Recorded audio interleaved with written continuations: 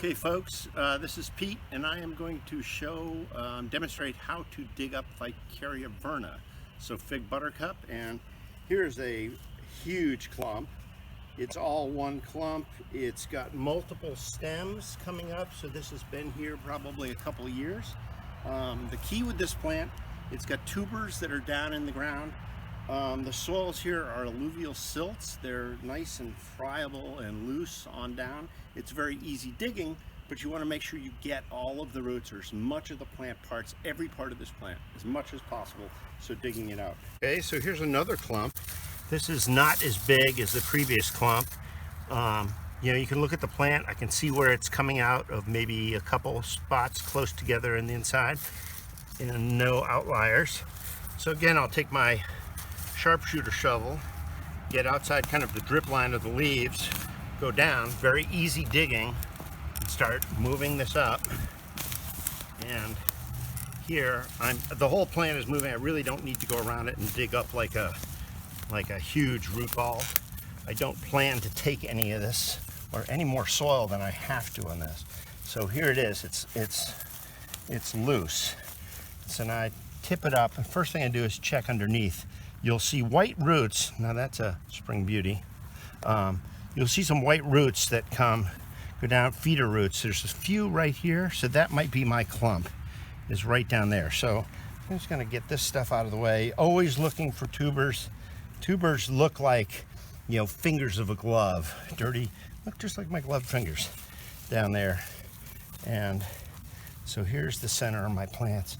Okay, so I'm gonna pull this up and look. And here we see these white roots. There's the white roots. Those are coming off of the tubers. And here's tubers showing up right here. Here, those are tubers. So that's my clump. And you can see I've got the whole clump in my hand here. I'm shaking a little bit. I'm always looking for if anything falls off. You know, when in doubt, that could have just been a peat clod of dirt, but I'd rather, if it's a tuber, I'll take it. So here it is. There's the tubers, the main part of the plant.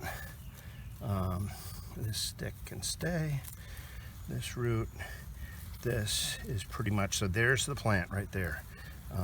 This ring around it, usually there's no side roots. It just comes straight up off the bulbs.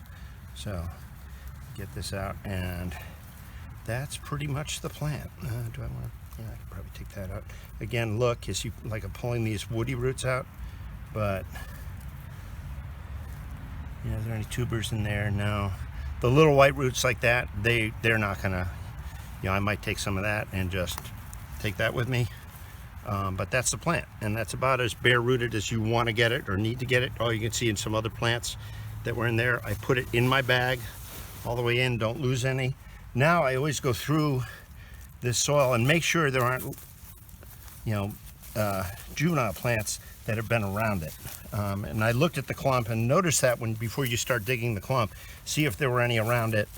So I'm pretty good on this. I usually put the soil back in, so in case there is anything that's left in there, it's not going to immediately wash out and go downstream. If there is something left in the ground that comes back next year, you always want to revisit these populations, because there may be other tubers that hadn't sprouted yet. So that's it. And that's one. So that's the technique. I usually leave all this soil where I am. Go to the next one. Folks, here's another plant of Ficaria verna. This is a large plant. It's 1.5 feet across. This one's probably been here a few years. And this gets into just how big of a plant or a population can you handle and actually successfully dig up. And at which point do you say, no, there's too much of this, I'm going to risk disturbing it and spreading it more, it needs to be treated with a herbicide. So this is probably the limit, maybe on an individual plant, but you can see around this is just an individual plant, and this is an alluvial soil, so very easy to dig. So this is diggable. It's a little more effort. This one, it's got multiple stems, and in fact, this one is large enough. You can see where some of these leaves, you can see where the stems branch. Like here's an example here, and I'll show you so you can see the contrast with my hand. This right here, oh yeah, here they are. you see this on this stem? Those are the bulbils. They're kind of like adventist roots, but these will actually form bulbils that at the end of this growing season, which is in about a week or two, as this dies back, it will mature these bulbs, these kind of aerial tubers. It will mature these, and they actually dehisce from the plant as the plant fades away and goes dormant. These are how the plant spreads. So quite often you can see juvenile plants that expand out from an individual clump. Left unchecked, this will completely, if you had a plant here and a plant 3 feet away or 8 feet away, over 5 years, you end up with a complete ground cover of this, and certainly by that scale is something you have to treat. There's no way you could dig it all up. And in fact, herbiciding does best because it will kill every part of the plant, including the tubers and the roots and all that. So so again, the technique with this is to kind of see what's around it. You don't want to cut off any of the smaller ones like this here. Oh, yeah, that's probably some right out here. So that's a part I need to get. That's probably, in fact, you can see that was probably last year's bulbils.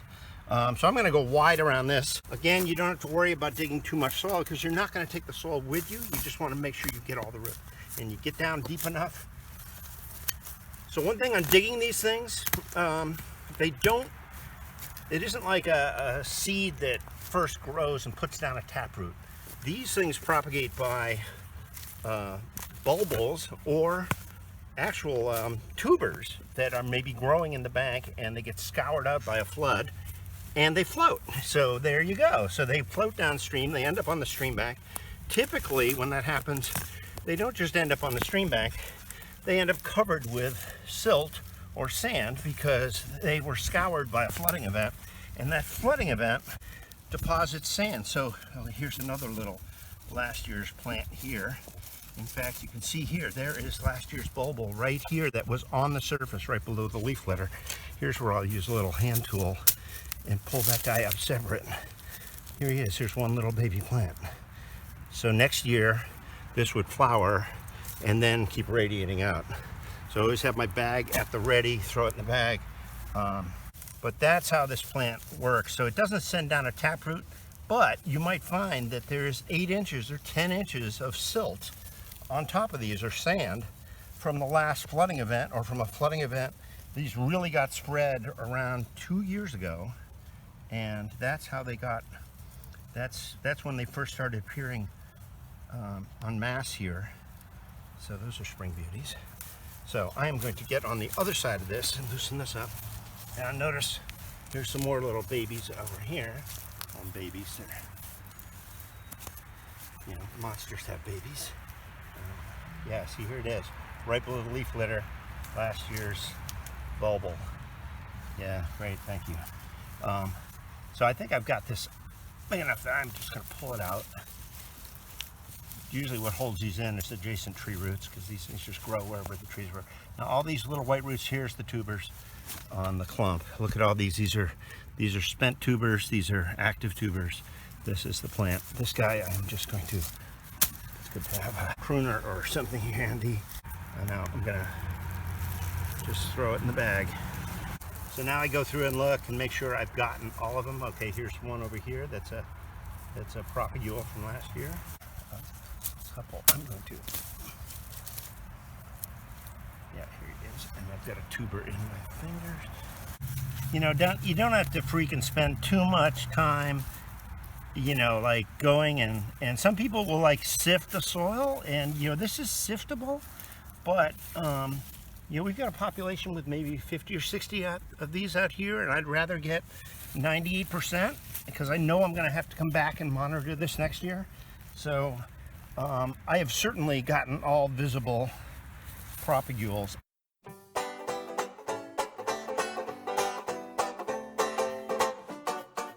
Okay folks, here's another thing we have to be careful about when we're digging Ficaria.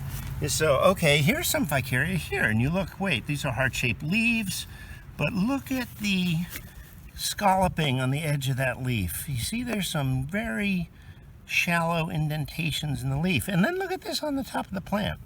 Look, these leaves are totally different. So this is actually in the Buttercup family, I think, but it is not fig buttercup. It's not Ficaria verna. So let's look, and here's another one here that is probably not. You know, heart-shaped leaf, but again, these scallops on the edge. But on the other hand, this one is fig buttercup. So fleshy leaves, think like spinach leaves. And look at these edges. So they're not exactly rounded, but they are not scalloped at all. And these tend to be fleshier, and they tend to be shiny, but not always.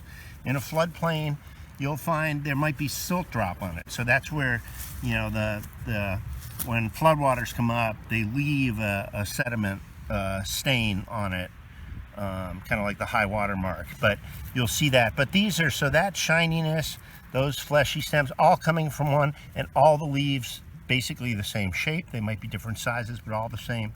That is fig buttercup. Don't take the other ones. Just take this one. So one thing that's important with all this Ficaria we've dug up is how do you dispose of it so that you're not just spreading it throughout the environment. And unfortunately, the only thing we can do with this is bag it in a strong, sturdy bag. So use the toughest trash bag, plastic trash bag that you have at home, and put it in it. You might even put it in two. So put it in one, tie it off, put it in a second one, and then put it with your trash that is going to go to the landfill. So don't put this with your green waste, or don't compost it in your compost pile. Don't even send it to commercial composting, because we don't know for sure that those temperatures are actually going to kill all of the propagules that are in these plants. So the best thing, unfortunately, send it to get entombed in a landfill, and in a bag that's not going to burst during handling.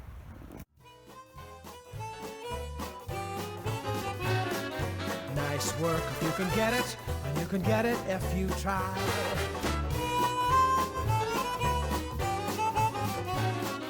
Nice work if you can get it, and you can get it if you try. This is diggable.